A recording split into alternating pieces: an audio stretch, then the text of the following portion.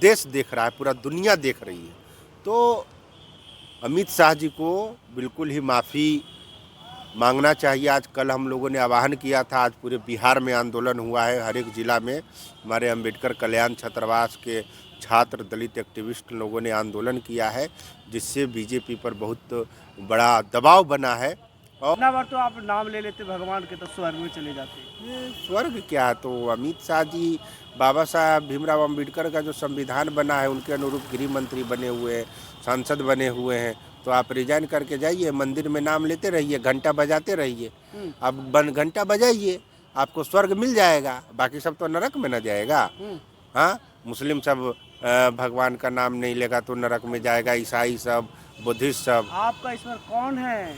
हमारा ईश्वर बाबा साहेब भीमराव अंबेडकर है तथागत। वो जो पार्लियामेंट ही में ही रामविलास पासवान जी बोले थे कि सारे बाबाओं को यहाँ पार्लियामेंट में लाया जा रहा है, यहाँ कानून बनेगा, गरीबों को न्याय दिलाएगा कि यहाँ घंटा बजाया जाएगा। तो घंटा बजाने के लिए नहीं ना है पार्लियामेंट जी, वो न्याय दिलाने के लिए, कानून बनाने के लिए है, जो कि बाबा साहब अम्बेडकर के संविधान को पढ़ करके उसी के अनुरूप पार्लियामेंट चलता।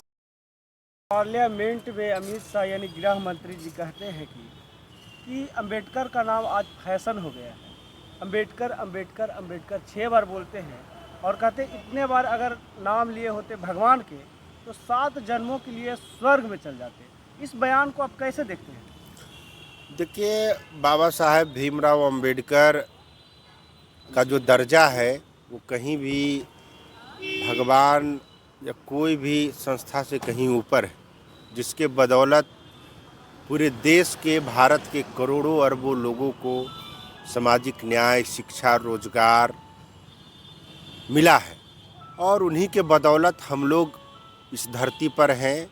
संविधान के पूर्व दलित पिछड़ों की क्या स्थिति थी और संविधान के बाद में क्या स्थिति हुई, अभी भी अनुसूचित जाति जनजाति अत्याचार अधिनियम होने के बावजूद भी दलितों को घोड़ी चढ़ने नहीं दिया जाता है, अत्याचार होता है। तो आप बाबा साहब तो एक बड़ा ब्रांड है, बड़ा फैशन है, बहुत बड़ा है। तो आप उनको किसी भगवान से तुलना, वो भगवान ने गरीबों दलितों के लिए क्या किया और बाबा साहब अम्बेडकर ने क्या किया, पूरा देश देख रहा है, पूरा दुनिया देख रही है। तो अमित शाह जी को बिल्कुल ही माफ़ी मांगना चाहिए। आज कल हम लोगों ने आह्वान किया था, आज पूरे बिहार में आंदोलन हुआ है, हर एक ज़िला में हमारे अंबेडकर कल्याण छात्रावास के छात्र दलित एक्टिविस्ट लोगों ने आंदोलन किया है, जिससे बीजेपी पर बहुत बड़ा दबाव बना है। और इस तरह का अगर अंबेडकर जी का अपमान करेंगे तो आने वाले चुनाव में उनको भुगतना पड़ेगा। और ये पूरे दलितों में जो आक्रोश है, पूरा दलित समाज, पिछड़ा समाज, अक़लियत समाज और जो संविधान को मानने वाले लोग हैं, जो वैज्ञानिक विचारधारा को मानते हैं, अम्बेडकरवादी आइडियोलॉजी को मानते हैं, वो एकदम आक्रोशित हैं। उनके जो स्टेटमेंट इस तरह से व्यंग के रूप में निकला है, अपमान के रूप में निकला है, कि हम लोग ये स्टेटमेंट बिल्कुल ही सही नहीं है। अंबेडकर जी का नाम लेना आप फैशन मानते हैं या पैसन मानते हैं? फैशन फैशन मानते हैं या पैसन मानते हैं सर? पैसन है, पैसन है, फैशन है, सब कुछ है। बाबा साहब अम्बेडकर सब कुछ है हम लोगों के लिए, वो सब कुछ है। लेकिन इतना बार तो आप नाम ले लेते भगवान के तो स्वर्ग में चले जाते। ये स्वर्ग क्या है, तो अमित शाह जी बाबा साहब भीमराव अंबेडकर का जो संविधान बना है उनके अनुरूप गृह मंत्री बने हुए हैं, सांसद बने हुए हैं। तो आप रिजाइन करके जाइए, मंदिर में नाम लेते रहिए, घंटा बजाते रहिए। अब घंटा बजाइए, आपको स्वर्ग मिल जाएगा, बाकी सब तो नरक में न जाएगा। हाँ, मुस्लिम सब भगवान का नाम नहीं लेगा तो नरक में जाएगा, ईसाई सब, बुद्धिस्ट सब। आपका ईश्वर कौन है? हमारा ईश्वर बाबा साहेब भीमराव अंबेडकर है तथागत बुद्ध हैं, उनकी विचारधारा है, उनका संविधान है। अंबेडकर जी को अपना ईश्वर मानते हैं आप? बिल्कुल, ईश्वर से भी बड़ा है। ईश्वर तो हम मानते ही नहीं किसी को, नहीं पर बाबा साहब अम्बेडकर जो है, जो वैज्ञानिक सोच के साथ हम लोगों को अधिकार दिए, शिक्षा दिए। हम एक मजदूर का बेटा, एक गरीब का बेटा, आज पटना हाई कोर्ट में एडवोकेट हैं और चुनाव लड़े हैं विधानसभा का, और लोगों को न्याय दिलाने का काम कर रहे हैं संगठन बना करके। तो इससे ये देन किसका है? ये कोई घंटा का है कि संविधान का है? हम किसी के आस्था पर वार नहीं करना चाहते हैं, जो जिसको मानना है माने, मगर बाबा साहेब भीमराव अंबेडकर का अपमान बिल्कुल भी बर्दाश्त करने योग्य नहीं है। अमित शाह जी को माफ़ी मांगनी चाहिए, नहीं तो और अभी आंदोलन चलेगा। चिराग पासवान बोले कि हम वहीं पे मौजूद थे और चिराग पासवान हंस रहे थे। इस बयान को कैसे देख रहे हैं? चिराग पासवान उनका सपोर्ट में कर रहे थे कि वो कुछ समझाना चाह रहे थे। देखिए, वो एनडीए सरकार में है तो एनडीए सरकार का पक्ष ले रहे होंगे, मगर उनके पिताजी जो है आदरणीय रामविलास पासवान जी, बाबा साहेब भीमराव अंबेडकर जी का नाम लेकर के अंबेडकर छात्रावास में रह करके ही राजनीति को स्टार्ट किया और पार्लियामेंट में बाबा साहेब की तस्वीर भी लगवाने का काम आदरणीय रामविलास पासवान जी ने किया है। तो उनको जो पार्लियामेंट ही में ही रामविलास पासवान जी बोले थे कि सारे बाबाओं को यहाँ पार्लियामेंट में लाया जा रहा है, यहाँ कानून बनेगा, गरीबों को न्याय दिलाएगा, कि यहाँ घंटा बजाया जाएगा। तो घंटा बजाने के लिए नहीं ना है पार्लियामेंट जी, वो न्याय दिलाने के लिए, कानून बनाने के लिए है, जो कि बाबा साहब अम्बेडकर के संविधान को पढ़ करके उसी के अनुरूप पार्लियामेंट चलता। आईएएस, आईपीएस, डॉक्टर, इंजीनियर, सब कुछ यूनिवर्सिटी सब तो उन्हीं के संविधान के द्वारा है बना। लालू जी बोल रहे हैं कि अमित शाह पगला गए हैं। पागल हो गए हैं, क्या हो गए हैं? अब वो सब पॉलिटिकल आदमी है, वही ना जानेंगे भाई कि पागल हो गए हैं, क्या हो गए हैं। उनको माफ़ी मांगनी चाहिए। बीजेपी के तमाम नेता जो एससी एसटी से हैं आज चुप है, उनको क्या कहिएगा सर? जो भी बीजेपी के लीडर हैं उनको सोचना समझना चाहिए कि पार्टी में अंधभक्त ना बने, और जो न्याय व्यवस्था है, बाबा साहब, समाज और अधिकार सबसे बड़ा है, ना कि धर्म बड़ा है। संविधान सर्वोपरि है, और संविधान को बनाने वाले बाबा साहेब भीमराव अंबेडकर बड़े।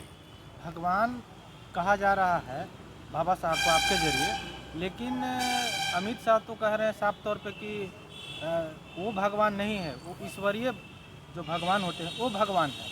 जबकि बाबा साहब के संविधान के बदौलत जो है उनके भगवान जो राम है उनका मंदिर बना। इस पे क्या कहिएगा? संविधान के बदौलत राम मंदिर बने, हनुमान मंदिर बने, उससे गरीबों को शिक्षा मिलेगा, गरीबों को इलाज होगा।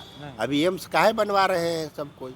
एम्स बनना चाहिए, यूनिवर्सिटी बनना चाहिए, कॉलेज खुलना, ये इससे ना पढ़ाई लिखाई करेगा तो doctor, engineer, IAS, IPS, MLA, MP सब बनेगा।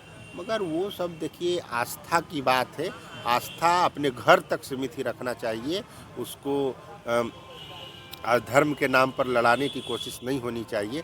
जो मानता है माने, हम लोग किसी के आस्था के साथ खिलवाड़ नहीं करते हैं, मगर बाबा साहब भीमराव अंबेडकर हर उस आस्था से बड़ा है जिन्हें लोग मानते हैं, पूजते हैं, कुछ भी करते हैं। क्यों? महिलाओं को जो अधिकार दिया है किसने दिया? पूरे दलित आदिवासियों को अधिकार किसने दिया? आज सोशल जस्टिस है, किसने दिया? इतना जो रिजर्व बैंक ऑफ इंडिया बना, जो पूरा रुपया पैसा सब जमा करता है बैंक में, किनके कॉन्सेप्ट से बना? दामोदर घाटी योजना किनके कॉन्सेप्ट से बना?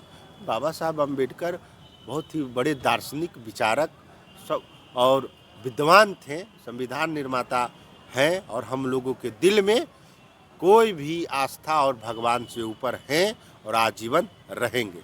एनडीए के तमाम नेता कांग्रेस पर आरोप लगा रहे हैं कि कांग्रेस ने ही बाबा साहब को अपमानित करने का पहले काम किए थे।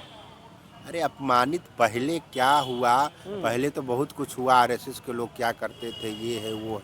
अपना तो बाबा साहब अम्बेडकर तो कांग्रेस के कैबिनेट में ही थे ना, मंत्री थे, कोई बात में मनमुटाव हुआ थी उतना। अभी क्या हो रहा है इस पे ना बात चर्चा करनी चाहिए। अभी देखिए संभल में क्या हुआ, हाथरस में क्या हुआ है, यूपी में क्या हो रहा है, बिहार में देखिए, बिहार में अनुसूचित जाति जनजाति के महिलाओं के साथ रेप बलात्कार की घटना हो रही है। तो अभी हम न्याय की पिछड़ा क्या किया नहीं किया इससे क्या मतलब है? अभी वर्तमान की बातें होनी चाहिए। एक लास्ट क्वेश्चन सर, बिहार के दलित नेताओं को क्या कहिएगा? इस पे आज चुप्पी साधे हुए हैं। बिहार के दलित नेता एकदम बेशरम बेहया है। हम तो पहले भी बोलते आए हैं कि एकदम बेशरम बेहया है। कुर्सी के लिए अपने मान सम्मान, बहन बेटी के इज्जत मान सम्मान से समझौता नहीं करना चाहिए। हम लोग कभी समझौता नहीं करते हैं। कुर्सी इम्पोर्टेंस नहीं होता, हमारा जो अधिकार है, समाज बड़ा है, समाज का समस्या बड़ा है, उनके अधिकार के लिए हम लोग लड़ते हैं, न्याय दिलाने का काम करते हैं।